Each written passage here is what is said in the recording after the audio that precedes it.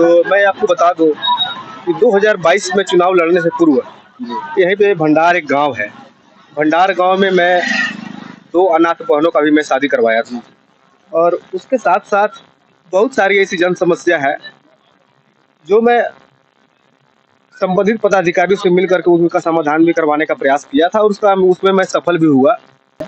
अभी आप वर्तमान में धरातल पर विकास देखने को मिला है कि नहीं?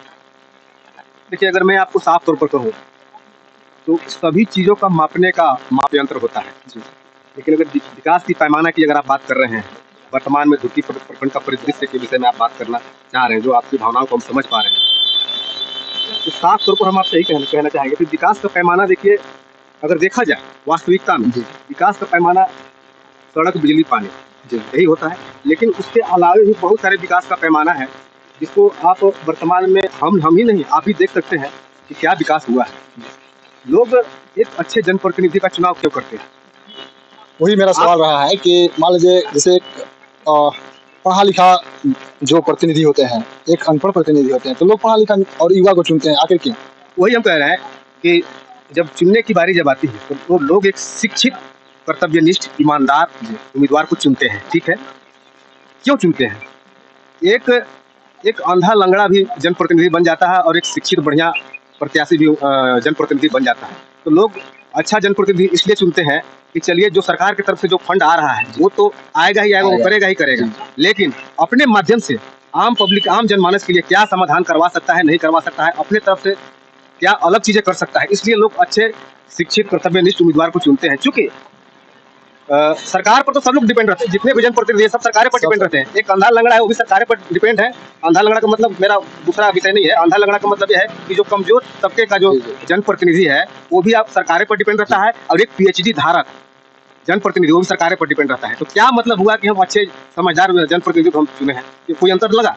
अंतर तब आप समझते कि जब एक शिक्षित उम्मीदवार, पढ़ा लिखा उम्मीदवार, समझदार उम्मीदवार, कर्तव्यनिष्ठ उम्मीदवार अगर सरकार के फंड के अलावा अपने बुद्धि विवेक से अपने प्रखंड के लिए, अपने ब्लॉक के लिए, अपने गांव के लिए, अपने समाज के लिए कुछ अलग करके दिखाए।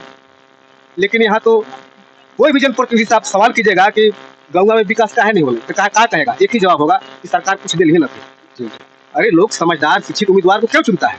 कि कुछ अपने तरफ से अलग अंदाज में सरकार से मांग के, डिमांड करके, लूट के, छीन के आम जनमानस के लिए यहाँ पटल पर योजना ला सके, इसलिए समझदार को लोग चुनता है।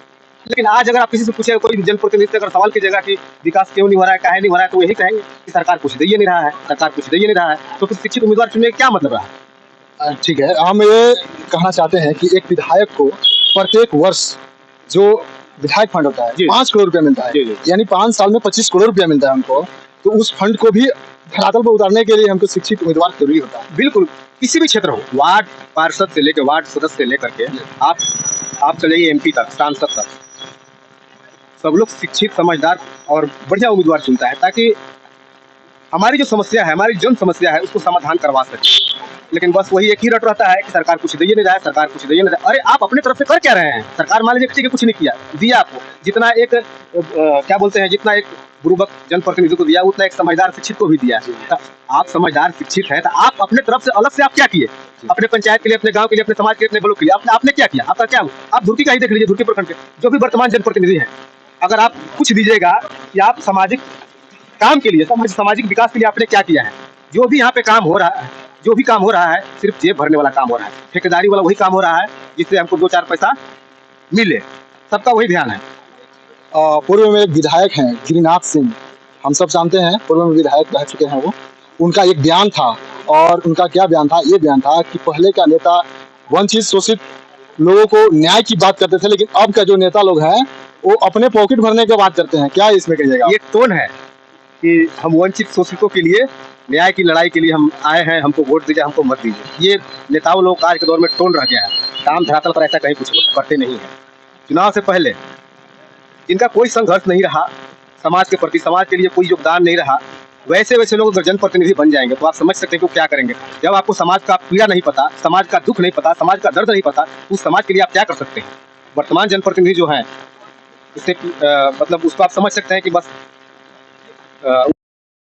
आम जनमानस से कोई मायने मतलब नहीं है। अगर आम जनमानस से मायने मतलब रहता तो जितने भी योजनाएं धरातल पर उतर रही है, जो सरकार दे रही है, जो भी वर्तमान जनप्रतिनिधि है सब जगह पूरे झारखंड के जी, जी। सबको उतना ही दे रहा है। लेकिन एक समझ हम तो पहले भी बोले कि एक समझदार जनप्रतिनिधि का क्या कर्तव्य होता है जनता के प्रति। जनता के प्रति यही कर्तव्य होना चाहिए कि सरकार जो दे रहा है वो दे ही रहा है, लेकिन हम अपने तरफ से हमारे प्रयास से हमने ये किया, हमने वो किया, ऐसा गिनाने के लिए किसी भी जनप्रतिनिधि के पास अभी ऐसा कोई शब्द नहीं सुनने को मिलेगा आपको। आपका शब्द से मेरा दिल बहुत खुश हो गया। शानदार बात के लिए बहुत बहुत धन्यवाद।